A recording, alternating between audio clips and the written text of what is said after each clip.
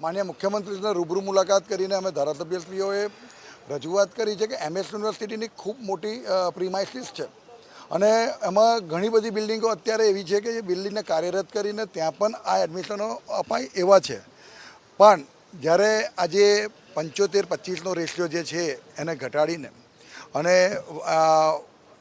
બધા જ લોકોને લાભ મળે એવું જો કરવામાં આવે તો અત્યારે જે આ પ્રશ્ન છે એનું સોલ્યુશન આવે અને જે આ વાલીઓની અને જે વિદ્યાર્થીઓની જે આ ચિંતા છે એ પણ દૂર થાય. એટલે માન્ય મુખ્યમંત્રીશ્રી અને માન્ય શિક્ષણ મંત્રીશ્રીએ પણ આજે હમણાં જ વાઇસ ચાન્સલરને સૂચના આપી છે. હમણાં વાઇસ ચાન્સલરશ્રી